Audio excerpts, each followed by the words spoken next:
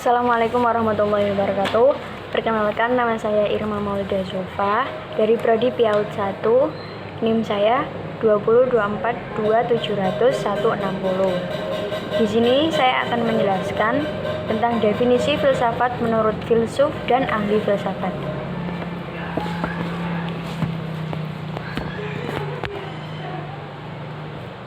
Menurut Plato, filsafat tidak lain adalah pengetahuan tentang segala hal. Lalu menurut Aristoteles, filsafat tidak menyelidiki sebab dan asal segala benda. Menurut Al-Kindi, kegiatan manusia yang bertingkat tertinggi adalah filsafat yang merupakan pengetahuan benar mengenai hakikat segala yang ada sejauh mungkin bagi manusia. Menurut Al-Farabi, filsafat itu adalah pengetahuan tentang alam maujud dan bertujuan menyelidiki hakikatnya yang sebenarnya. Menurut Prof. Dr. M.J. Langveld, beliau mengatakan, apakah filsafat itu? Akhirnya hanya kita ketahui dengan berfilsafat, dan bagaimana kita memasuki filsafat itu. Kita berada di dalamnya manakala kita memikirkan pertanyaan apapun juga secara radikal, yakni dasar sampai kepada konsekuensinya yang terakhir. Sistematis, yakni dalam penutupan yang logis dan dalam urutan dan saling berhubungan yang bertanggung jawab dalam ikatan dengan keseluruhannya. Menurut Harold H. Titus, filsafat adalah sifat tentang hidup dan alam semesta. Salah satu metode berpikir reflektif dan penyelidikan yang didasarkan pada akal adalah seperangkat masalah suatu perangkat, teori, dan sistem pendidikan. Lalu menurut Ibnu Sina, fisika dan metafisika sebagai suatu badan ilmu tak terbagi. Fisika mengamat-amati yang ada sejauh dan bergerak. Metafisika memandang yang ada sejauh itu ada dan mengarah. Menurut Ibnu Rushd, filsafat itu hikmah yang merupakan pengetahuan otonom yang perlu ditimba oleh manusia sebab ia dikaruniai oleh Allah dengan akal. Filsafat diwajibkan pula oleh Al-Quran agar manusia dapat mengagumi karya Tuhan dalam persada dunia. Lalu menurut Immanuel Kant, yaitu filsafat itu ilmu pokok dan pangkal segala pengetahuan yang di dalamnya mencakup 4 personal berikut, yaitu yang pertama, apakah yang dapat kita ketahui, yang kedua, apakah yang boleh kita kerjakan, yang ketiga, sampai di manakah pengharapan kita, dan yang terakhir adalah apakah yang dinamakan manusia. 4 persoalan itu tadi, yang pertama, apakah yang dapat kita ketahui, dijawab oleh metafisika, dan apakah yang boleh kita kerjakan, dijawab oleh etika, sampai di manakah pengharapan kita, dijawab oleh agama, dan apakah yang dinamakan manusia, itu dijawab oleh antropologi. Lalu yang terakhir, pemikiran dari Prof. Dr. N. Driyakarya. Filsafat adalah pikiran manusia yang radikal, artinya dengan mengesampingkan pendirian-pendirian dan pendapat-pendapat yang diterima begitu saja, mencoba memperlihatkan pandangan yang merupakan akar dari lain-lain pandangan dan sikap praktis. Jika filsafat misalnya bicara tentang hukum, sosiologi, kesusilaan, dan sebagainya, di situ pandangan tidak diarahkan kepada sebab-sebab yang terdekat, melainkan ke mengapa yang terakhir, sepanjang kemungkinan yang ada pada budi manusia berdasarkan kekuatannya. Lalu lanjut ke ciri-ciri berpikir filsafat. Yang pertama, kita harus berpikir secara radikal, berpikir sampai ke akar persoalan. Ini dapat dicapai dengan bertanya terus-menerus sehingga mendapatkan jawaban yang lebih masuk akal.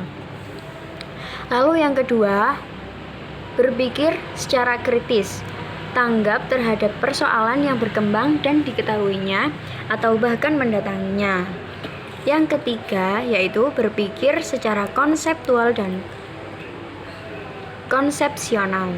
Dalam filsafat, konstruksi pemikiran berusaha untuk membuat bagan konsepsional karena konsepsi adalah hasil dari generalisasi dan abstraksi pengalaman tentang subjek dan proses satu demi satu.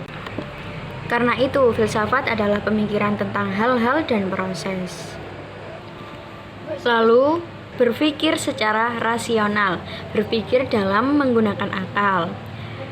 Selanjutnya, berpikir secara reflektif, menggambarkan pengalaman pribadi. Dengan kata lain, filsafat berasal dari perenungan tentang diri sendiri dan dunia. Lalu, koheren dan konsisten atau runtut. Perenungan tentang pemikiran filsafat bertujuan untuk menghasilkan gambaran yang konsisten, yang konsepsional. Koheren berarti runtut. Runtut berarti pula konsisten, yang kebalikannya tidak runtut. Tidak runtut bisa berarti tidak konsisten atau kontradiktif atau bertentangan. Selanjutnya yaitu berpikir secara komprehensif dan sistematis. Salah satu tujuan pemikiran filsafat adalah untuk membangun suatu gagasan konsepsional yang kuat di mana kita hidup dan bagaimana kita sendiri.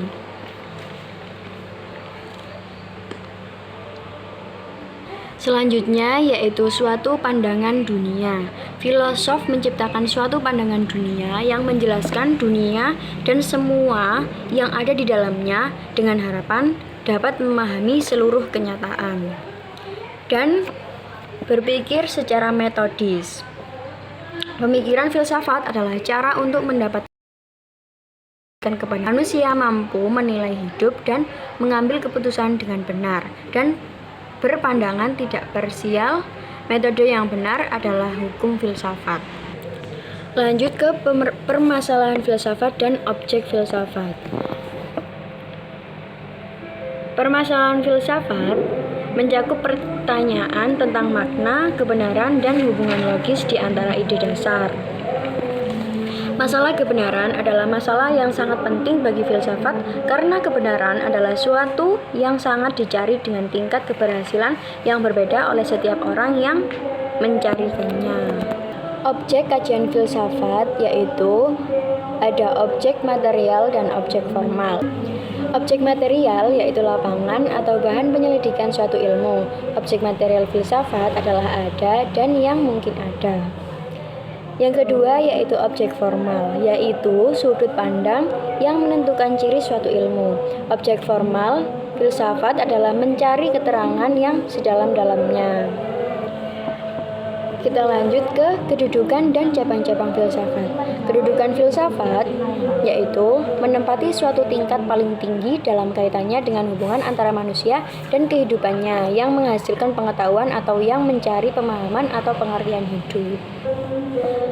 Pernyataan-pernyataan yang diangkat dalam cabang-cabang filsafat antara lain lapangan filsafat yaitu pertanyaan yang utama, logika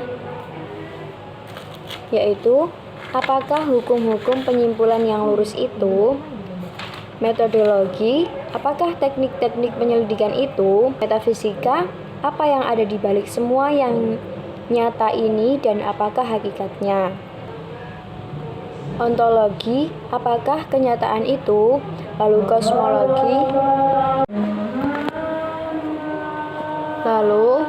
kosmologi yaitu bagaimana keadaannya sehingga kenyataan itu dapat teratur, epistemologi apakah kebenaran itu, biologi kefilsafatan apakah hidup itu, psikologi kefilsafatan pertanyaannya apakah jiwa itu, dari antropologi kefilsafatan pertanyaannya apakah manusia itu, lalu dari sosiologi kefilsafatan apakah masyarakat dan negara itu, lalu dari etika pertanyaannya adalah apakah yang baik itu, lalu dari estetika apakah yang indah itu, terakhir dari filsafat agama pertanyaannya yaitu apakah yang dimaksud keagamaan itu.